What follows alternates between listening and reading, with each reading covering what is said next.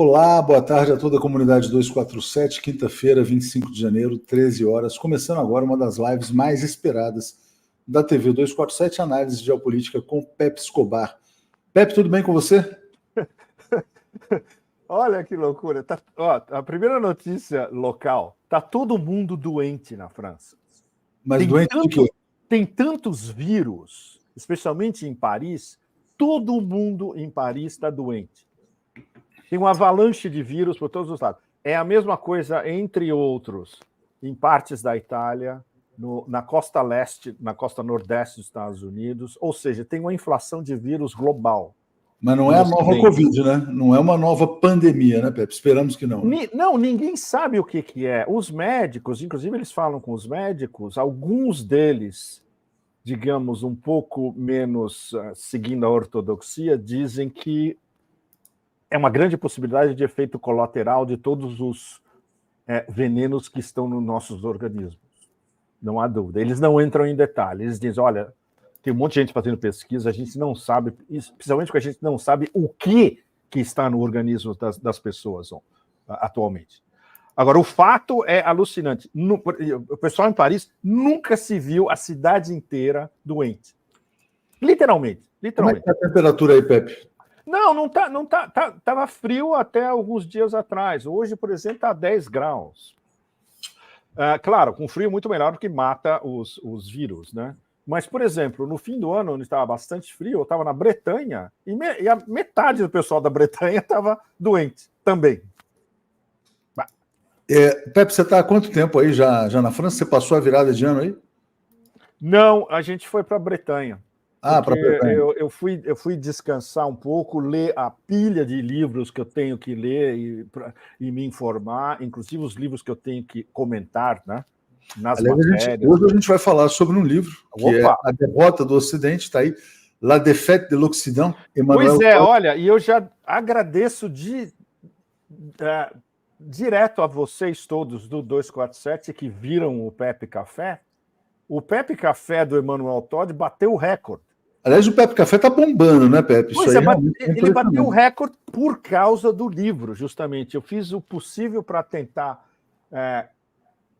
mais ou menos destrinchar um livro em meia hora, que é difícil. O livro é extremamente rico. E eu tive que passar por cima, por exemplo, do que o Todd fala da Ucrânia, da Europa Oriental, da Inglaterra, da Alemanha, etc. E eu me focalizei mais no Império, na Rússia e no Império. Mas a repercussão foi excelente no Brasil. Nos Estados Unidos, bombou também. O Zero Hedge reproduziu, o US Review na Califórnia reproduziu. E me disseram que no México um monte de gente leu. Fantástico, né? Aliás, então, eu já tive a oportunidade de entrevistar o Emmanuel Todd muitos anos atrás, quando ele comentava, na verdade, a grande previsão que ele fez, que foi a queda da União Soviética. Ele antecipou a queda da União Soviética. E a previsão de 76. Exatamente.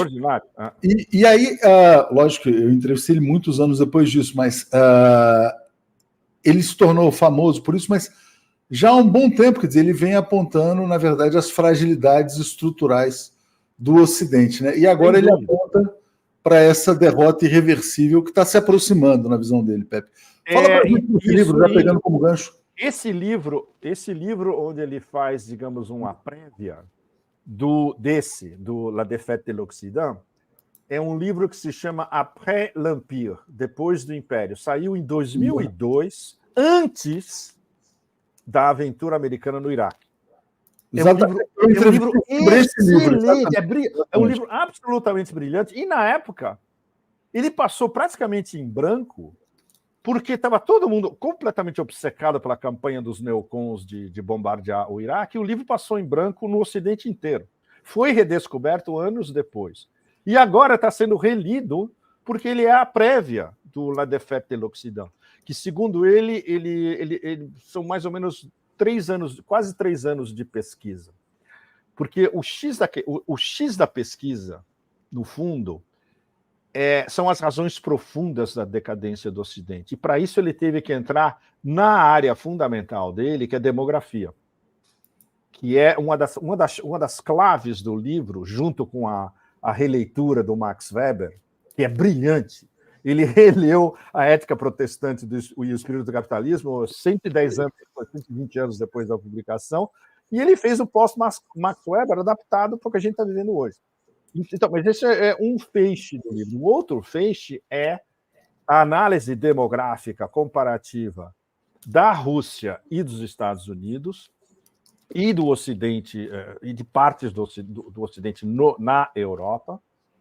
O fato de que ele desmistifica completamente a fantasia dos neocons de que a Rússia quer dominar a Europa, invadir a Europa, reconstituir o espaço pós-soviético e depois atacar a Europa, o que é um negócio completamente absurdo.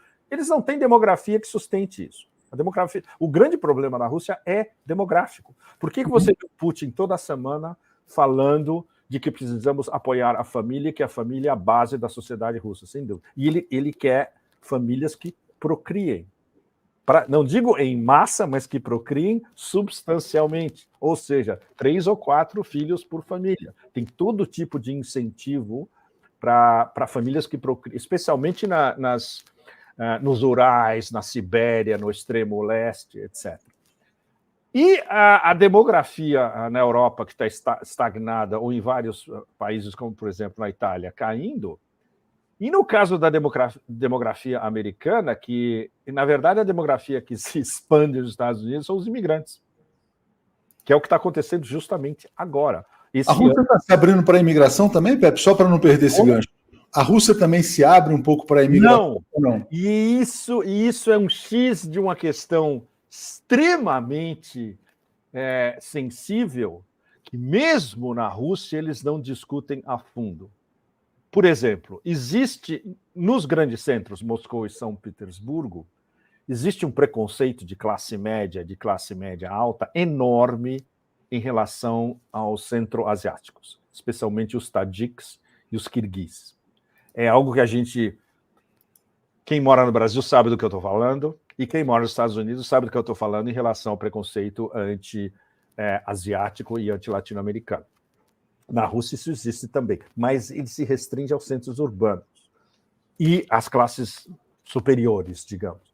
O resto da Rússia não há o menor problema, porque a Rússia é um país multinacional. Tem mais de 50 grupos étnicos, todos integrados, todos que se sentem parte da Federação Russa, e a imigração em várias dessas regiões, por exemplo, regiões fronteiriças com a Mongólia, com o Xinjiang, na China, uigures que fazem ida e volta, e na fronteira russo-china mais para o sul, é normal, é totalmente... importantíssimo, e a imigração ucraniana?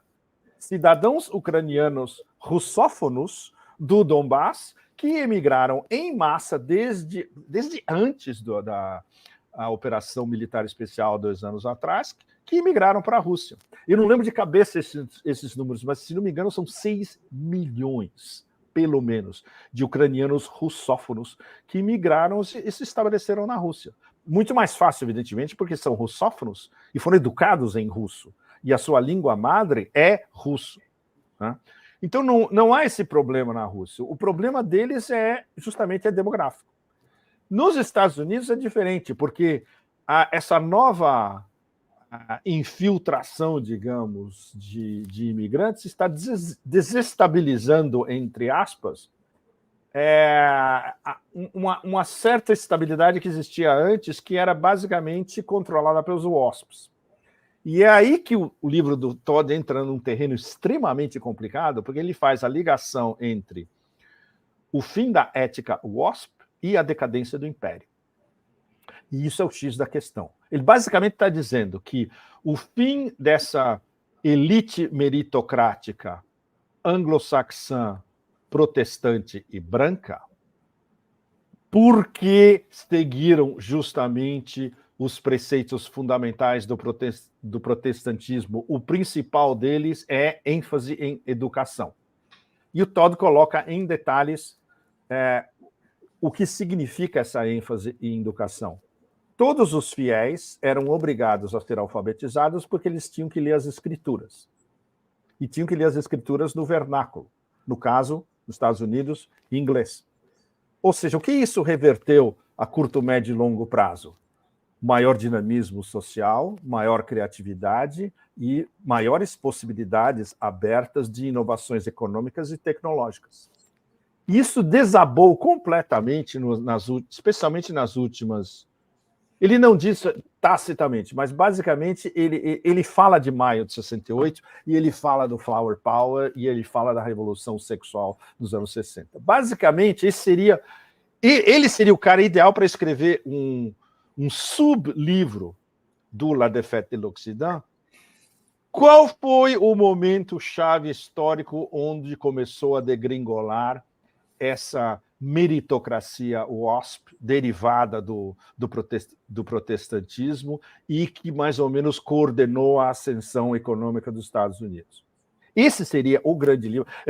Como ele disse que esse livro é o último, não vai ser ele, né, Leonardo? Então, a gente vai ter que esperar um epígono do Todd, que são poucos na França. Ele é absolutamente execrado por toda essa laia, Rive Gauche, Saint-Germain, Café de Flore, etc., porque ele é acusado de conspiracionista e de putinista.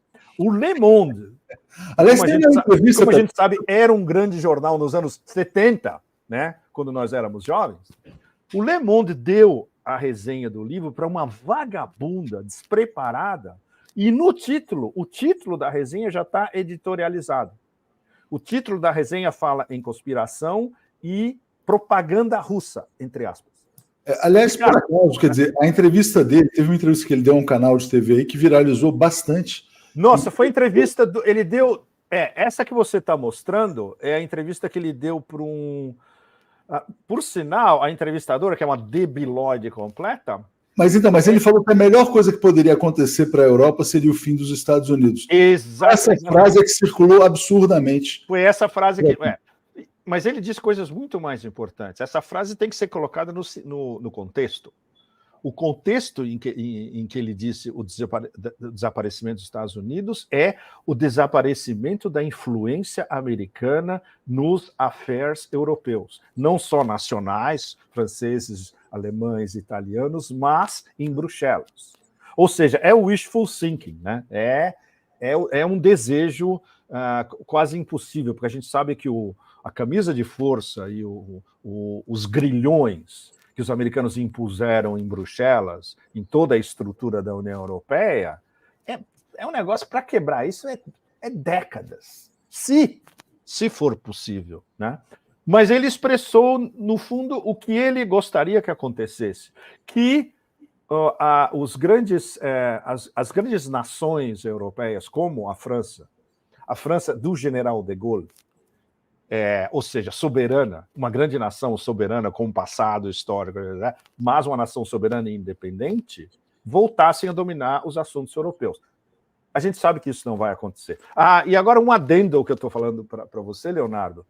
O Pierre de Gaulle, que eu tive o prazer, eu conheci ele em Moscou, um grande gentleman. Quando a gente estava em Vladivostok, e o Paulo estava lá, o Paulo Nogueira Batista, o Paulo fez uma pergunta pro Pierre de Gaulle, e quando o Paulo se levantou e falou: olha, eu posso dizer que eu sou de uma geração, anos 60, etc., eu sou fundamentalmente gaulista. E as pessoas, muita gente aplaudiu, porque boa parte da sala é gaulista no sentido da grande França soberana, né? Ele está montando um partido, Leonardo. E eu acho que vai dar super certo, porque não existe alguém com o peso intelectual e histórico dele. Ele é um cara muito bem informado. Pra vocês terem uma ideia, ele sempre em francês. Faça a França grande de novo, né? Mais ou menos. Exato. Make France great again. Make France great again. A intervenção dele no fórum em Vladivostok foi em inglês. E um inglês excelente. E ele não fala inglês nunca com ninguém, ele só fala francês com todo mundo, inclusive nas entrevistas. Ou seja, ele já está de olho que o partido vai ser um partido que vai estar aberto não só para a França, mas para o resto da Europa e para o resto do mundo também. E, como é que chama? Implantando essa noção de um país soberano e independente, que é exatamente o oposto da OTAN, é exatamente o oposto que os americanos querem para a Europa. Exatamente. Pepe, deixa eu agradecer aqui a Guta, que chegou como assinante, mas vou entrar o seguinte. Você está falando do livro do Emanuel Todd, tem vários comentários aqui interessantíssimos, né? Ok, ótimo. Não, e a gente vai chegar lá, mas o ponto é o seguinte, quer dizer, muitas pessoas estão enxergando essa derrota total do Ocidente, não por esses fatores estruturais que você está apontando, demografia, fim da educação, da família, etc. e tal. São sintomas dessa queda. Por exemplo, em Gaza, né? Inclusive teve um professor japonês que falou que Gaza vai ser o funeral do imperialismo, vai se dar em Gaza, né? Até um artigo bem interessante que a gente publicou. Excelente. E também no fim no colapso ucraniano, né? Quer dizer, é o país que você chama de país 404. Aparentemente, o Biden está perdendo as suas 2 guerras e tudo indica que vai perder a eleição nos Estados Unidos também. E esse é o perigo, Leonardo, porque agora eles vão ficar ainda mais perigosos, porque eles veem que não tem plano B, plano C, plano D, plano X, nada está funcionando. Então, mas como é que você casaria, na verdade, o que você leu do Todd sobre a queda estrutural do Império com esses sintomas da queda que a gente está observando ao olhar as guerras? Pois é, os sintomas são uma espécie de adendo da análise dele. A análise do Todd, basicamente, você seguindo a análise, você vê que ele estava acompanhando o que aconteceu entre 2021, 2022, 2023. A maneira como nós entramos em 2024, apenas um mês, onde é uma explosão de vulcões praticamente diária, né? Inclusive é o que eu estava escrevendo hoje de manhã antes de conversar com vocês. E eu coloquei 5 variantes que juntas, se a gente analisa essas 5 variantes juntas e coloca num saquinho, distribui tudo, depois tira as pecinhas, essas 5 variantes nos dizem o que está acontecendo esse ano, que esse é o ano de todas as decisões. Isso é algo que vários de nós, no final do ano passado, já estávamos dizendo. 2024 é o ano da grande decisão. E essa grande decisão inclui tudo. E inclui, fundamentalmente, talvez a derrocada final do Império sob esses psicóticos que estão dominando a Casa Branca, o Pentágono, a CIA, o Departamento de Estado, etc. Então, essas 5 variantes eu qualifiquei como... A primeira delas... o que eles chamam de stalemate, impasse na Ucrânia, que não existe. Eles estão fabricando uma noção de que existe um impasse na Ucrânia e que é preciso negociar. Os russos, há meses, estão falando, olha, não tem impasse nenhum, nós já ditamos os termos. Só vai acabar a operação militar especial quando nós desmilitarizarmos completamente esse regime, nós vamos ditar os termos da rendição, haverá uma rendição incondicional, porque nós, como vencedores, vamos ditar a rendição, e o principal item da rendição é que é a impossibilidade absoluta da Ucrânia aderir ou ser incorporada à OTAN. Todo mundo sabe disso, todo mundo em Washington sabe disso. Ou seja, você inventar de que... Você olhando o que está acontecendo no front atualmente, onde os russos, naquela maneira que o Martyanov define muito bem dos russos, que é uma mistura de máquina de moer carne e de camaleões. E é assim que essa absolutamente brutal máquina de moer carne vai camaleonicamente ocupando territórios, que é exatamente o que eles estão fazendo agora. É o que está acontecendo em Advika, por exemplo, que ficou dominada pelos ucranianos 8 anos. Quando os russos resolveram, agora a gente vai lá e pega, é o que exatamente está acontecendo agora. Então, esse é o primeiro, a variante. Não existe impasse, porque os russos só têm um plano e não tem plano B nenhum. O plano deles é vitória total, incondicional e uma rendição nos termos deles. A segunda variante são os BRICS. O BRICS 10. A gente ainda não viu o que o BRICS 10 pode fazer, ainda é muito cedo. Eu acho que a gente vai começar a ver a partir de agora, fevereiro, março, especialmente. As primeiras iniciativas, as primeiras conversas mais de fundo. O que a gente sabe é que já tem conversas de fundo em desdolarização, que é a terceira variante fundamental. A desdolarização está indo muito mais rápido do que estava há 2 anos atrás, está tão rápida quanto o ano passado, e esse ano vai ser ainda mais rápida do que o ano passado, porque tem vários componentes, não só o que a União Econômica Euroasiática e os BRICS 10 vão estar discutindo esse ano, e eles vão juntar as discussões. Isso é algo que eu vou estar vendo em Moscou nas próximas semanas, inclusive. Eu vou estar conversando com alguns desses personagens, que são extremamente discretos, né? E a China, que está, mas a um nível completamente demente, completamente abandonando o dólar, mas de todas as maneiras possíveis e imaginárias. Sempre, como é que chama? Enfatizando para os seus parceiros comerciais, olha, a partir de agora vamos comercializar em yuan. E todo mundo diz, ok, aceitamos, perfeito. Porque o Sul Global também está no caminho da desdolarização. As reservas de ouro da China e da Rússia continuam subindo exponencialmente também. O fato de que entre eles não existe mais dólar. Entre China e Rússia agora é tudo yuan ou outras moedas, rublo ou outras moedas. E o fato de que o Sul Global inteiro está nessa caravana, exatamente, que vai se expandir cada vez mais. O quarto item é a solidão total do império. O que o livro do Todd tem uma expressão lindíssima. Ele fala da solidão ideológica da Europa. Então a gente pode ampliar essa noção de solidão ideológica para a solidão ideológica do império inteiro como um todo, do otanistão inteiro, do poder principal hegemônico e dos vassalos todos na Europa. O que fica evidente no caso da Palestina, né, Pedro? Fica mais do que evidente no caso da Palestina, onde... E isso é, digamos, a cereja tóxica nesse bolo já extremamente tóxico, que o mundo inteiro, literalmente, está vendo na sua frente o poder hegemônico legitimando um genocídio em tempo real. Isso é um negócio, em termos históricos, absolutamente inimaginável. Ok, na antiguidade havia genocídios, via o Gengis Khan, via o Timur, etc. e tal, mas não tinha contrapoder, né? E ninguém se afirmava em nome de uma suposta civilização dos direitos humanos. Não, exatamente. Era a guerra do... Era um estado... Era, digamos, um sistema hobbesiano, né? Diretamente do Hobbes, a força do mais forte.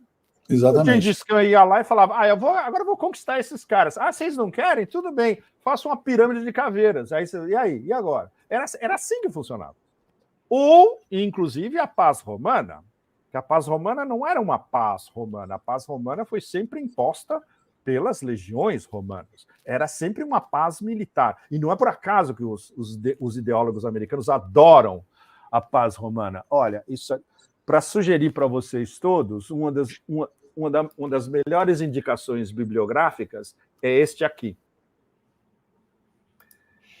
Ele explica como a guerra, a paz e a conquista funcionava no mundo romano. Só fazendo um parênteses aqui, Pepe, o professor japonês, o que ele falou exatamente, eu achei muito interessante. Me fala. Saul Takahashi, Gaza será o túmulo da ordem internacional liderada pelo Ocidente. Porque ele fala exatamente disso, quer dizer, o Ocidente perde a sua legitimidade em Gaza ao apoiar um genocídio. Ao apoiar um genocídio, exatamente. Bom, e o quinto dessas 5 variáveis, então, recapitulando as variáveis, o impasse que não existe na Ucrânia, os BRICS, a ascensão dos BRICS, o império completamente solitário, solidão ideológica, conceitual, geopolítica, geoeconômica, etc. O que a gente está falando agora é que a desdolarização, exatamente, e o final é o choque do jardim contra a selva. que esse ano vai ficar cada vez ainda mais visível para todos nós do que quando aquele tonto catalão Borrell redescobriu Rudyard Kipling. Na verdade, o primeiro que codificou, eu acho que muitos de vocês, todos vocês que leram o Kipling, vocês devem lembrar que ele foi o primeiro a falar de jardim e de selva. Não só nos poemas, como, por exemplo, em romances como no Kim, que é talvez seu melhor romance. E essas duas noções chaves que vêm mais ou menos dominando toda a geopolítica desde o meio do século XIX, especialmente do meio do fim do século XIX até ontem, literalmente, essas duas noções principais são derivativos do Kipling. A primeira é o fardo do homem branco, que foi utilizado...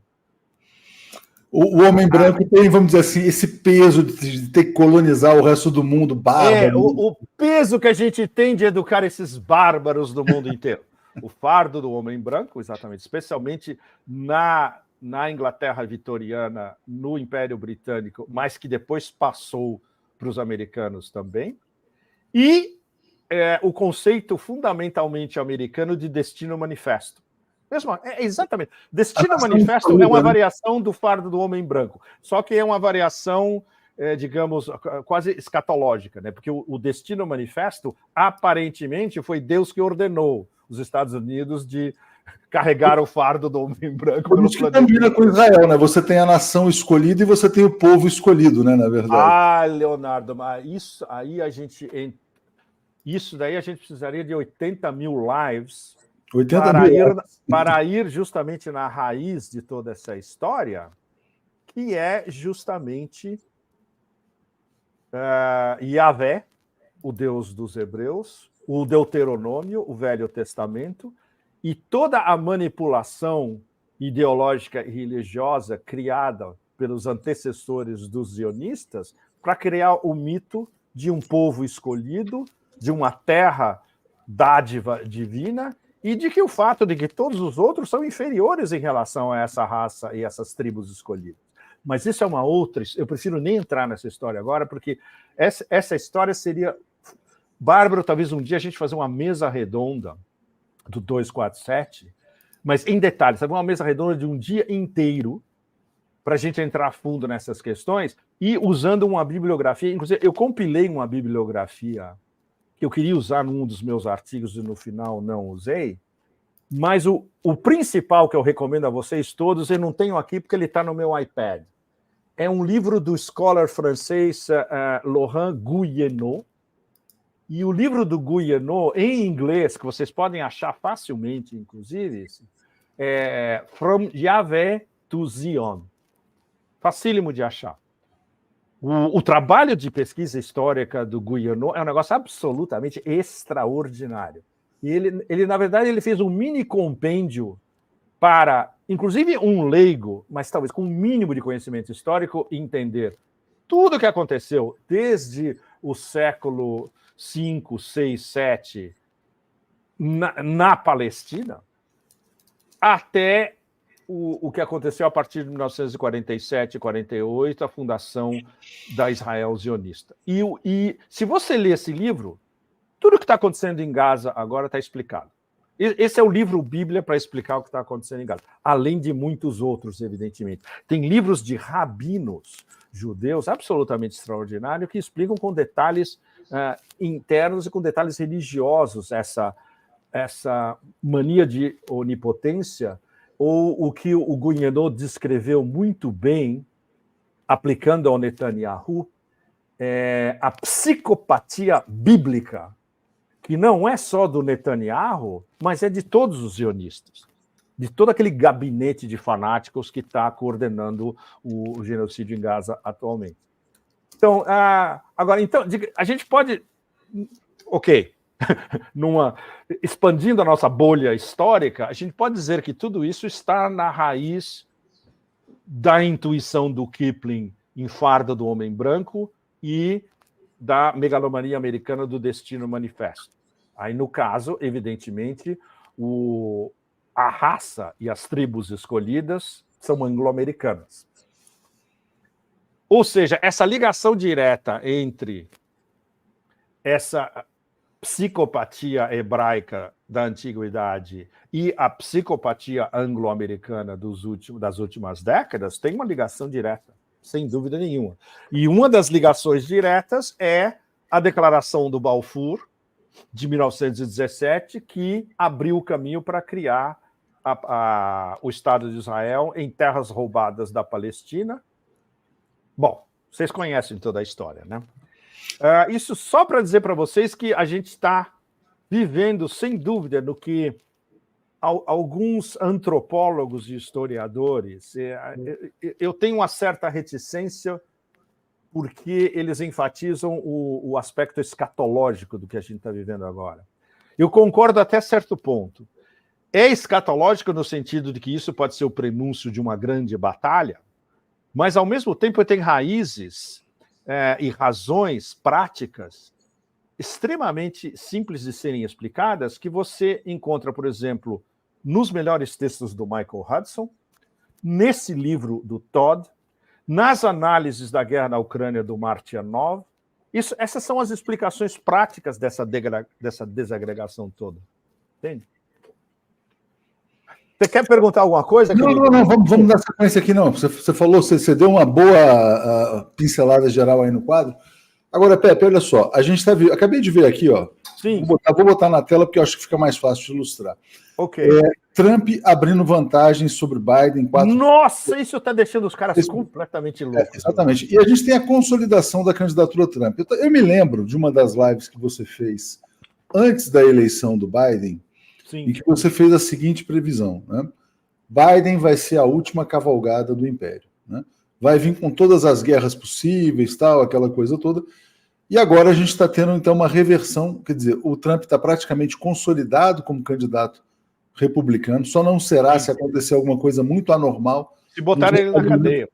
Se botarem na cadeia, mas mesmo assim é difícil tornar ele elegível. Mesmo assim é difícil, ele pode concorrer da cadeia, inclusive. E acaba de sair essa pesquisa, então, que mostra lá que ele está 6 pontos à frente do Biden, né? O que significa, na verdade, para esse declínio do Ocidente, ou a derrocada, a eventual vitória do Trump? Porque você tem lá, por exemplo, a Economist soltando capa de que a volta do Trump é um risco para o Ocidente.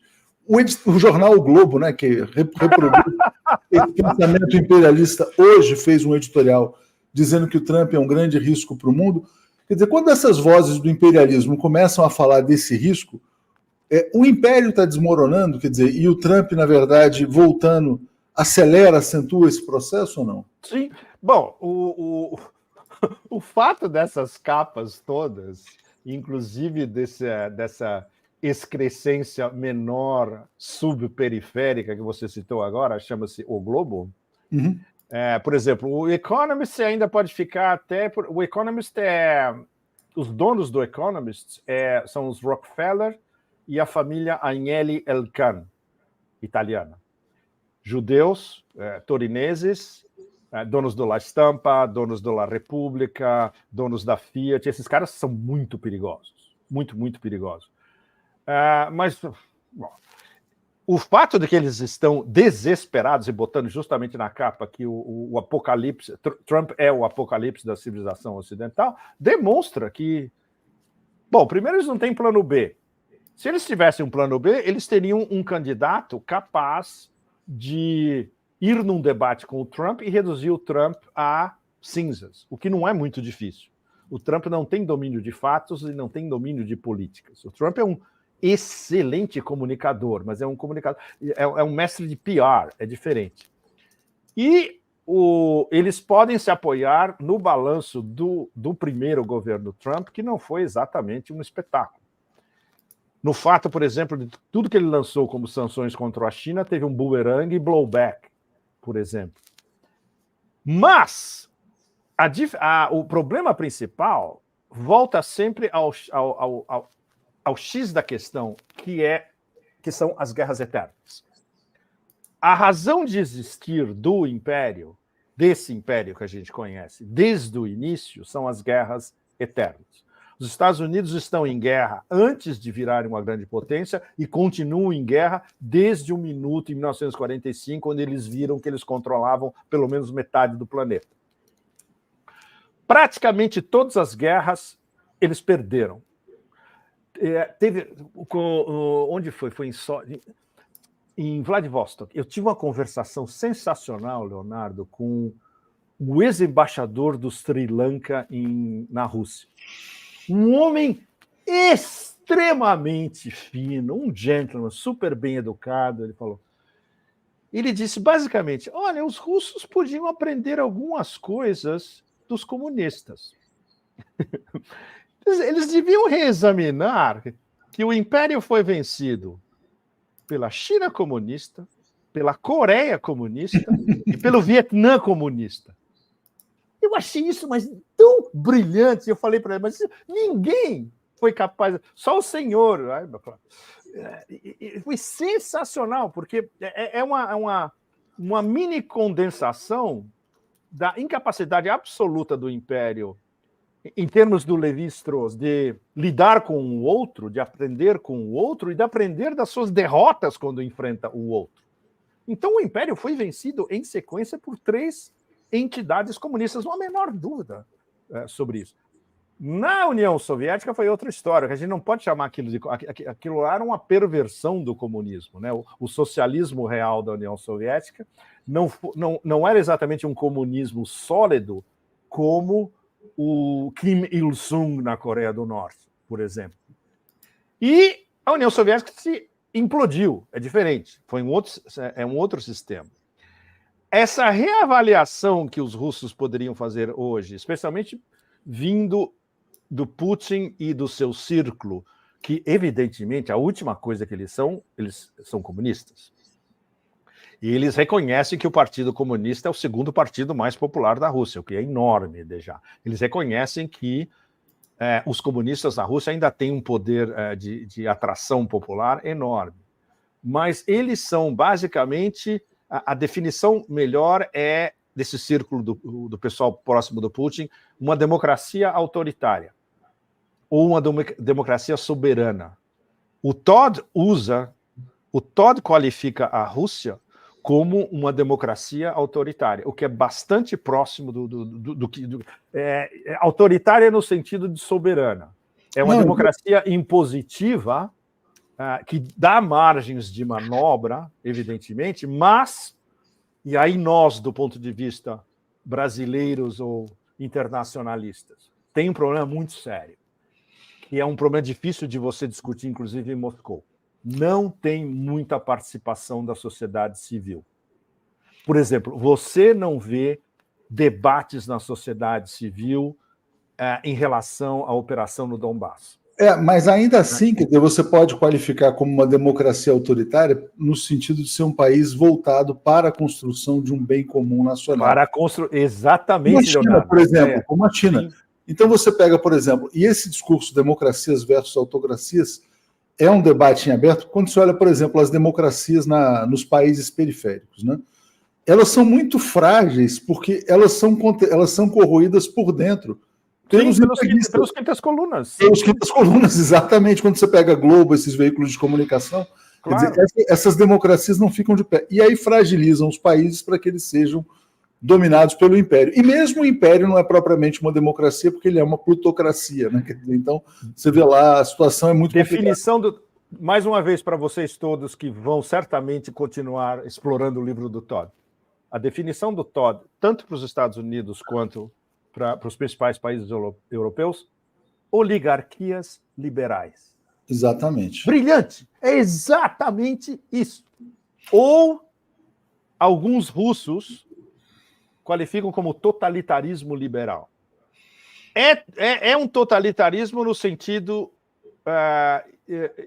em termos de pressão social, a gente pode falar em totalitarismo, no sentido de cultura de cancelamento, no sentido de que se você não segue a narrativa oficial, você é excluído e vão em cima, é um totalitarismo, sem dúvida.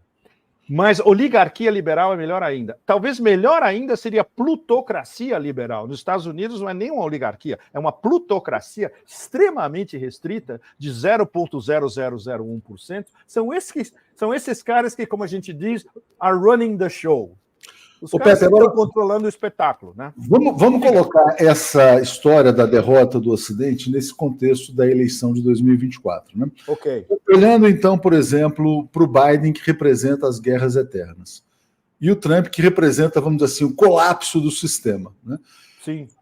O Trump, na verdade, ele não abriu novas guerras enquanto foi presidente. Aliás, ele tem dito coisas curiosas, dizendo que ele é o único candidato, bom, ele é o candidato capaz de evitar a Terceira Guerra Mundial, mas ele representa, por que ele representa uma ameaça para o sistema? Porque ele é aquele personagem que vai tentar promover uma certa desglobalização. Sim, ele vai acentuar a disputa comercial com a China, com outros países, etc. e tal, para fazer renascer uma eventual indústria nos Estados Unidos. E o Biden, o modelo Biden é guerras eternas, como já ficou claro, né? Aí olha que curioso, a notícia mais comentada de hoje do site Brasil 247. O Elon Musk fez a seguinte declaração: gente, se não levantarmos barreiras comerciais contra as montadoras chinesas de carros elétricos, eles vão demolir, ele usou a palavra demolir, a indústria ocidental, né?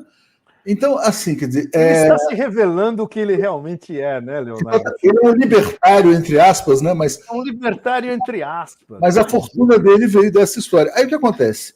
Se a gente olha para o modelo americano, quer dizer, tudo que está acontecendo no mundo é consequência do fato de que a China, a Ásia, venceu a globalização, né? E os chineses estão dizendo aqui, olha, não, agora a gente defende uma competição... Não, isso é inaceitável, defendemos aqui uma competição ética, justa, etc. e tal. Então, os Estados Unidos estão diante dessas duas escolhas: guerras eternas que eles estão perdendo com o Biden e, na verdade, reverter a globalização com o Trump. Então, como é que... O que vai ser, na verdade, esse ano, né, tão decisivo? O mais extraordinário, Leonardo, é que os americanos chamaram a China para a globalização. Exatamente. Os americanos botaram a China na OMC em 2001. Clinton. Eu estava lembrando disso, cara. Eles chamaram a China para globalizar, eles botaram a China dentro do sistema. Os chineses não fizeram pressão, eles falaram, seria legal se a gente entrasse. Sabia que tem um artigo do Bernie Sanders, quando ele fala sobre essa extrema-direita, ele escreveu na Foreign Affairs, deve ter uns 4, 5 anos. Sim. Quando o Trump era presidente, ele falou, olha, o grande responsável pela ascensão do Trump se chama Bill Clinton, porque o Clinton foi quem abriu o espaço para a China na Organização Mundial do Comércio. Exatamente, então essa era... Aí, e qual que era a leitura? Não, se você coloca a China no jogo da globalização... Eles vão ter que respeitar as regras. E eles vão importar a nossa cultura democrática. Eles vão importar todos os nossos produtos, que eles já estavam começando a não produzir na época. Exatamente. O Ocidente que virou, na verdade, a extrema-direita que a gente está assistindo agora. Enfim. Mas, olha, é impressionante, porque você vê a história chinesa inteira, não é só Sun Tzu, mas é jogar Go, né? Eles fazem sempre uma mistura de jogar Go, que você vai cercando o adversário, e Sun Tzu no sentido de aproveitar a força do adversário para contra ele, em contra-golpe. Olha que interessante esse exemplo que você deu na globalização, né? Então, o Ocidente chega com força total, não, venham para o nosso mercado, produzam aqui e tal. Aí eles foram vendo, aprenderam as tecnologias, aprimoraram e deram esse golpe aí de cultura, como você está dizendo. A fase final do golpe, que começou quando o Trump estava no poder, que é esse conceito Made in China 2025, né? Feito na China 2025, que é até 2025 eles se tornarem o principal ou um dos principais potências em 10 áreas ultra high-tech, incluindo tudo, inteligência artificial, a física quântica, etc. E eles estão... E vocês lembram que eles foram, já na época do Trump, eles foram sancionados ao inferno por causa do Made in China 2025. O que eles fizeram? Eles pararam de falar em Made in China 2025 e continuaram fazendo a mesma coisa. O que explica, entre outros, por exemplo, um belo dia está todo mundo lá tomando café e as pessoas descobrem que a Huawei tem o smartphone mais avançado do planeta quando eles eram incapazes de importar chips. Exatamente. É absolutamente extraordinário. Ou seja, eles não precisam ficar... o que é um clássico anglo-americano, né, de ficar botando banca o tempo todo, em silêncio. Olha, sabe a Apple, a empresa mais valiosa do Império? Olha como é que ela está sendo retratada na Economist dessa semana. Tá assim, olha. Sim. Então, what could bring Apple down? Então, Pepe, não é só o Elon Musk, tem um desespero geral no Ocidente aí, em relação ao que está acontecendo. Por exemplo, o maior mercado da Apple era a China, que eles perderam para sempre. Nunca vão recuperar. O mercado da Apple no sul global, especialmente em relação ao apoio ao genocídio, e em N empresas, vai ser perdido e não vai ser retomado. Os chineses estão avançando. Por exemplo, o Elon Musk falando que a BYD vai destruir a Tesla é um fato. O que ele falou é um fato. Vai mesmo. Porque os consumidores no Uzbequistão, na Nigéria, no Camboja, no Vietnã, etc., eles não vão comprar Tesla, eles vão comprar BYD. Na Rússia, é impressionante. Você chega em Moscou hoje, você vê uma inflação de BYD SUVs pela cidade inteira. Por quê? Porque é muito mais barato do que um Audi, ou mesmo um Mitsubishi, um Hyundai, etc. Então, olha os russos estão comprando carros de... Olha onde chegou algo que a classe média russa nunca pensou. Comprar carro Esse carro elétrico foi entregue ontem para o presidente Luiz Inácio Lula da Silva. É um BYD? Os chineses foram lá e levaram um carro elétrico para uso do Palácio do Planalto no dia de ontem. Maravilhoso. Vermelho, não é lindo? Vermelho. Muito legal. Eles não são bobos, né, os chineses? Mas é maravilhoso, é maravilhoso. Então, e aí, voltando a mais um dos temas do livro do Todd. O mérito do livro dele é que todos os temas principais, ele tem pelo menos uma análise de 2, 3, 4 páginas. O colapso absoluto da educação de ponta no Ocidente inteiro. Não só nos Estados Unidos, como na Inglaterra, na Alemanha. Aqui na França, então, é um desastre absoluto. Depois do Todd, não vai ter Todds, não, porque eles não estão sendo formados. Nos Estados Unidos, as grandes cabeças são chineses que vão estudar em Stanford, em Berkeley, em Columbia, etc. E agora, em vez de eles ficarem lá, eles voltam para a China. Ô, Pepe, posso te falar uma coisa assustadora sobre a Europa? Por favor. Ontem eu encontrei um amigo que estava dando aula de literatura em Portugal. Sim. E falou assim, é assustador o nível dos estudantes na Europa. O nível dos estudantes, exatamente. No curso de letras, os estudantes não leem mais. Sim. Eles não leem mais nada. Eles estão no TikTok, né? Eles estão no TikTok. Sim. Então, e vão chegar e olhar, então me explique aí essa de Queiroz aí pelo chat GPT. Vai ser assim, quer dizer. Nossa, mas e é no Ocidente inteiro. Ou seja, a melhor explicação para Annalena 180 graus na Alemanha foi um amigo meu alemão que disse: você não faz ideia da degradação do nível de ensino na universidade alemã nos últimos 20 anos. Isso explica diretamente você ter uma Annalena 180 graus como ministra das Relações Exteriores da Alemanha. Sem dúvida. Mas